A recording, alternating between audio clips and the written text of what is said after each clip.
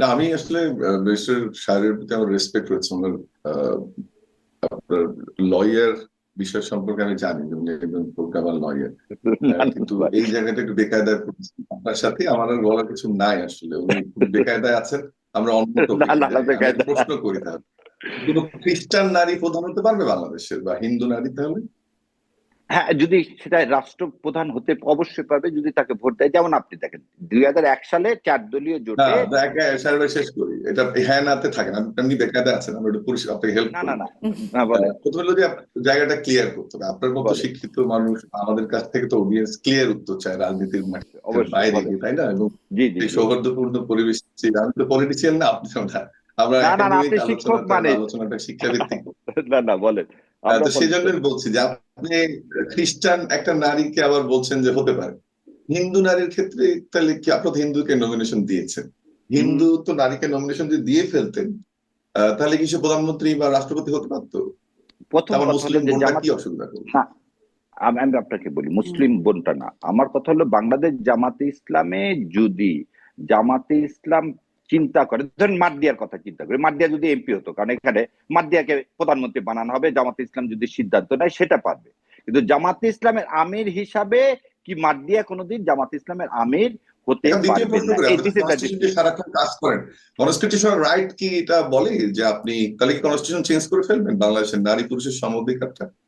আচ্ছা, আপনি তো এই বিষয়ের শিক্ষক মানুষ, আপনি ভালো জানেন যে আমার কনস্টিটিউশনের পঞ্চদশ সংশোধনীর মাধ্যমে এই শব্দটা বোন আছে সেজন্য আর করলাম না, এটাকে ছিঁড়ে ফেলে দেওয়া হয়েছে।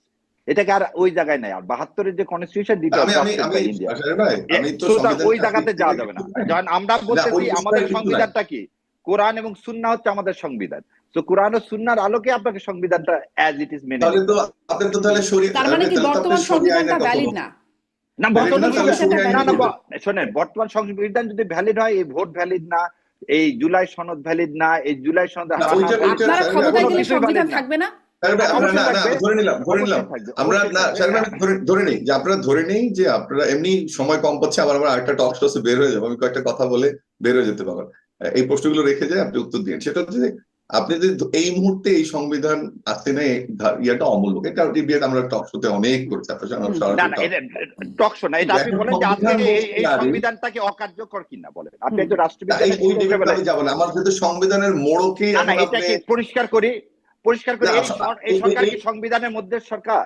এই না, ইলেকশনটা হচ্ছে আমরা এই সংবিধানের মধ্যে সরকারটা, আমি থেকে। একটা শব্দটা বোধহয় খারাপ শোনাচ্ছে, মানে কায়দা করে সংবিধানে থাকা সরকার, মানে কায়দা করে সংবিধান, সেটা আমি বাস, আমি আর আপনি এক জায়গায়। এখন তার মানে ধরে এটা নিলাম যে সাংবিধানিক সরকার কায়দা না। করে আমি, কায়দা করে আমি সংবিধানটাকে নিলাম। আমি বলে যাই কয়েকটা কথা, জি আমাকে একটু একটু টাইম দিবেন আশা করি। একটা হচ্ছে আমরা সংবিধান অনুযায়ী এটা জামাত ইসলাম বলতে পারে না। 71-এর ভূমিকা সারের ভাই খুব ভালো লাগতো যদি এটা আমরা আমিরের মুখ থেকে এটা শুনতাম যে এটা রাজনৈতিক ভুল, এবং এটা রাজনাথের ক্ষমা চাওয়া উচিত। এবং একটা জিনিস উনি, এটা ভালো লাগলো, বলতেও শিক্ষিত চাইছে। মানুষ, যে পৃথিবীর বিভিন্ন দেশে রাজনৈতিক দল ক্ষমা চেয়ে রাজনীতি করেছে, জামাতের এই ক্ষমা চেয়ে রাজনীতির তো সুযোগ ছিল, আমি শুরুতেই বললাম। সেই ক্ষমাটা এদিক ওদিক গলা ছেড়ে কাশলে একটু ভালো হয়।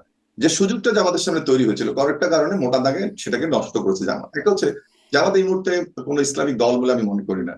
যদিও সাহের ভাই বলছে যে দাড়ি পাল্লায় অন্তত ভোট দিলে মরার পর বলতে পারবো, আমি ওই জিনিসটা ভাবছি যে অন্তত মরার পরও যদি কিছু একটা হয়, দাড়ি পাল্লায় ভোট দিলে সেটা একটা চিন্তা করা হতো, কিন্তু এটা ওনার মতো ব্যক্তির কাছ থেকে না আশা করি না। 2 নম্বর, জামাতের অবস্থান, অবশ্যই জামাত যুদ্ধাপরাধীর দল, এবং এই অপরাধের ক্ষেত্রে অপরাধের বিচারটা ঠিক হতে হবে। বাংলাদেশের মাটিতে জামাত ইসলামের বিচার হতে হবে, এই বিষয়ে কনস্টিটিউশন, এই বিষয়ে কোনো রাজনীতি বিতর্ক থাকতে পারে না। ক্ষমা চাওয়ার পরেও জামাত ইসলামের এই বিচার হতে হবে। যে বিচার আওয়ামী লীগ করেছে তাতে যদি কোনো ভুল ত্রুটি থাকে তার অবশ্যই আমরা সমালোচনা করবো, এক্সেপশন না। কিন্তু জামাত একটা যুদ্ধাপরাধীদের দল, সেই আদর্শ থেকে কায়দা করে তরুণদের প্রেসারে সামাজিক পরিবর্তনে বের হওয়ার চেষ্টা করছে, কিন্তু যে সুযোগটা জামাত হারাচ্ছে সেটা দুঃখজনক। 2, 24-এর গণ অভ্যুত্থানে বিএনপি যে বক্তব্য, সেটা বিএনপি সরাসরি রাজনৈতিক কোনো নেতা থাকলে ডিফেন্ড করবেন।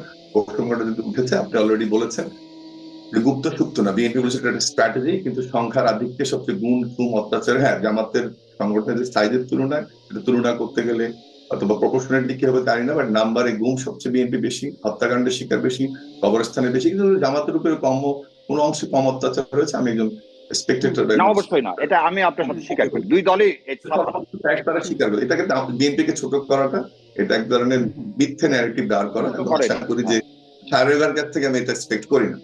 আচ্ছা, 3 নম্বরে আসি, যে এটা খুব ক্লিয়ার করা উচিত ছিল, এটা বললাম যে সুযোগ নষ্ট, সেটা গঠনমূলক সমালোচনা করছি।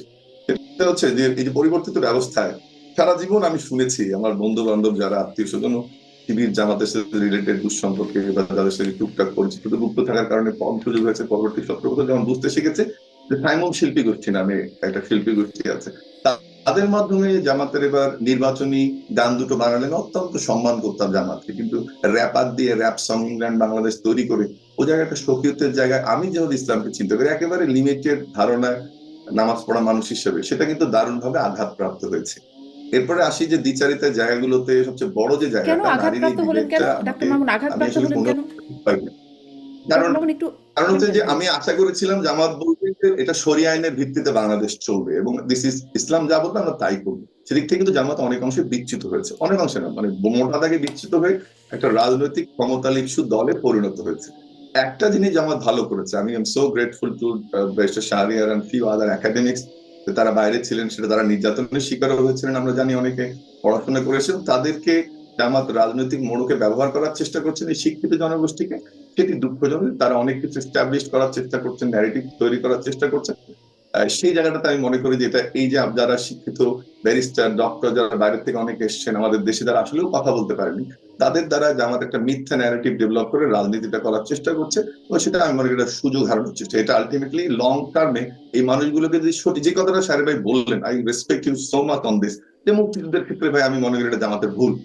এই জায়গাগুলোকে ওনাদের স্পেসটা, ওনাদের উচিত জামাতের নেতৃত্বকে এটা বোঝানো যেটা ভুল, এটা আমাদের দ্বারা এগুলো না, এটা তো বলাই আমিরে জামাত বলছে ভাই, মামুন ভাই, এটা আমিরে না জামাত না বলছে। আমার আমার অবস্থা বললাম, ক্লিয়ার যে আপনার শেষ আমি হলে বলবো, আমার আমার মুক্তিযুদ্ধের জন্য আমি ক্ষমা চাই, জামাত আমেরিকা ইংল্যান্ড আমেরিকা জাপানের মতো আবার বন্ধুত্ব করে বাংলাদেশের মানুষের সম্পর্ক করে, কিন্তু এইভাবে এটা অ্যাকসেপ্টেড না। মানে আমি তো রেসপেক্ট রেখেই দেখেন, আপনারা যেমন যারা এখন টক শো করছেন বা আসছেন মিডিয়াতে, আপনারা কিন্তু কষ্টের স্টোরি আমরা জানি, কিন্তু যারা এর আগে টক শো করেছে আমাদের সাথে তারা কিন্তু এভাবে কথা বলতে পারতো না। আমি আপনাকে অ্যাপ্রিসিয়েট করছি, কিন্তু কিন্তু সত্যিটা বলেন, মিথ্যা ন্যারেটিভ দাঁড় করানো নয়। না, আমি আমাদের এই যে যুদ্ধ অপরাধীর দল বললেন, শোনেন, আপনি একটা বিচার না হলে আমি শেষ করে আমি চলে যাবো, আপনি এটা আমি বলেন, চলে যাবো, বিচার না আমি হলে শেষ চলে করে গেলে নিই। তো হবে না। আপনারা জামাতকে, আমার অনুরোধ, আপনারা জামাতকে যে গোষ্ঠীটা এখন টকশোতে আসছেন, আমার কথাটা এত ভালো লাগছে, 2-3টা কথা আপনার শাহরিয়ার কবিরকে আমি স্যালুট করবো। আপনারা জামাতের আমি সহ মজলিস শুরার সদস্যদের বোঝান যে ভাই আমরা বিব্রত হই, আমরা শিক্ষিত মানুষ, গুণী, আমরা আর মৌলানা নাই, আমরা কাঠ মৌলবি নাই, আমরা মাদ্রাসায় নাই, আমরা মুয়াজ্জিন নাই। আসলে আপনারা জ্ঞানের প্রদর্শন করছেন, কিন্তু সেই জ্ঞানটাকে সঠিকভাবে দেওয়ার চেষ্টা করেন, না হলে কিন্তু একদিন আপনাদেরকে একটা বড় প্রশ্নের সম্মুখীন হতে হবে। শেষ করে আবার দুটো কথা বলি। ছাত্রলীগের এই মুহূর্তে ছাত্রলীগকে আমরা ডিবেটে আনবো না, কিন্তু তাদের নেতা, সর্বোচ্চ নেতা মহিলা ছিল, মহিলাদের বিষয়ে অবস্থান খুব ক্লিয়ার করতে হবে জামাতকে। তার মানে তারা বলে দিয়েছে বাংলাদেশের 52% যে শিক্ষার্থী এই মুহূর্তে উচ্চশিক্ষা প্রতিষ্ঠান ঢাকা বিশ্ববিদ্যালয় সহ মহিলা, তাদের ভবিষ্যৎটা সেক্রেটারি হবে, প্রমোশনটা ওই পর্যন্ত লিমিটেড, তারা প্রধানমন্ত্রী হতে পারবে না, তারা রাষ্ট্রপতি হতে পারবে। আমি জানি না, এই খোলাসা অবস্থান থেকে একটা কথা উনি ভালো বলেছেন, this is what we want, এবং ওই জন্য ওনাকে আমি এপ্রিসিয়েট করলাম যে ভাই এইটা আমার অবস্থান, তুমি ভোট দিলে দাও না দিলে না। এই কথাগুলোকে ঘুরিয়ে আজকে সাহেবের যেমন বললেন, এইটাকে ঘুরিয়ে ফিরিয়ে জামাত বলার চেষ্টা করছে, যেটা অত্যন্ত ধিক্কার জানাই। ইসলামে ক্লিয়ার কাট কথা একদম ব্যাখ্যা দিয়ে বলার সুযোগ আছে, সেই ব্যাখ্যাটা জামাত ইসলাম দল হিসেবে দিচ্ছে না, যেহেতু উনি দলের কোনো পদে আছেন কিনা সাহেব আমি জানি না। কি ক্লিয়ার কাট বলার সুযোগ আছে? ক্লিয়ার কাট অবশ্যই জামাতের এমবিগুইটি আছে, দারুণ দ্বিচারিতা আছে, এটা ইসলামে ক্লিয়ার কাট কি বলার সুযোগ আছে? কোনটা? মানে আপনি বলছেন না ইসলামে ক্লিয়ার কাট বলার সুযোগ আছে, মানে ইসলামে কি বলার সুযোগ আছে যেটা যেমন অবশ্যই ইসলাম আপনাকে 5 ওয়াক্ত নামাজ যেমন নির্ধারণ করে দিয়েছে, আপনিও জানেন কত লাখ ওয়াক্ত থেকে 5 ওয়াক্ত এসছে। আপনি রোজার সংখ্যা আমরা জানি, এটা সাহেব হচ্ছে আরো ভালো জানবেন, ইসলামিক স্কলারও বটে, অনেক কথা বলেন, কিন্তু এটা ক্লিয়ার, ইসলাম একটা ক্লিয়ার ধর্ম, স্বচ্ছ, কি করলে কি হয় বলা যায়। কিন্তু এই স্বচ্ছ ধর্মটাকে ব্যবহার করে কার্ড দেখে, আমি সাহেবের কাছে বলে গেলাম দাড়িপাল্লাটা আমি চিন্তা করছি যদি পরে বেহেশতে যাওয়া যায়, আপনি থাকলে আমি এটা এক্সপ্লেনেশন দিয়ে দিব।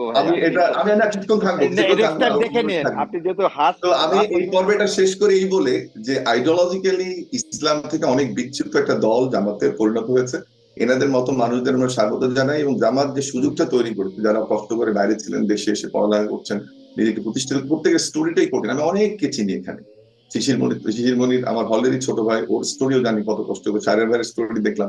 আমরা পজিটিভ থাকতে চাই, কিন্তু এই যে ব্রেন গুলোকে একটা পরিশীলিত মাত্রায় সিদ্ধান্তটা নিই যে আমরা ইনসাফ টিনসাফ না বলে, ইনসাফের শব্দটা ভেঙে যদি বলে যে আমি ইসলাম যেভাবে চলেছে আমরা ওইভাবে চলবো, অর্থাৎ আমরা যেটাকে আমরা বলছি যে কি বলে শরিয়া হুম। আমরা শরিয়া আইনে চলবো, শরিয়া আইনে চলবো। তাহলে জামাত মোটা দাগে অন্যান্য দলগুলোর একটা রাইটিস্ট পার্টিগুলোর মধ্যে আর কোনো পার্থক্য নেই। আমার উপদেশ হবে সারের বাড়িকে, জামাতের আমিরকে বোঝানো যে ইসলাম শব্দটা কেটে দিয়ে অন্য একটা নাম দিয়ে এনাদের মতো ব্রিলিয়ান্ট লোকগুলো আছে তাদেরকে নিয়ে সত্যিই ভালো রাজনৈতিক দল তারা করতে পারে। অনেক ধন্যবাদ ব্যারিস্টার শাহরিয়ার কবির। মানে ওই যে এইটা আমাকে ওইটা একটু বুঝিয়ে বলেন, ওনার সাথে একটা ছোট্ট এক লাইনে বলে দেই সামারি করে প্রশ্নটা, যে আমি ওই যে নারীর বিষয়ে একটা প্রশ্ন আর একটা যুদ্ধাপরাধীর দল, দুটো বিষয় আপনার কাছে আসছে। নারীর বিষয়টা এভাবে একটু জানতে চাই যে যেটি আমি প্রশ্নটা করছিলাম, যে জামাতে ইসলামের আমির হতে পারবেন না, মানে ইসলাম বলছে জামাতে ইসলামের আমির হতে পারে না, অ্যালাউ করছে না, কিন্তু রাষ্ট্রের প্রধান হতে পারবেন, জামাতের প্রধান হতে পারবেন না, রাষ্ট্রের প্রধান হতে পারবেন, হিন্দুরা বিভাগের হতে প্রধান পারবে, হতে খ্রিস্টানেরা পারবেন, হতে পারবে, মুসলমানেরা সংস্থার হতে প্রধান পারবে। হতে পারবেন।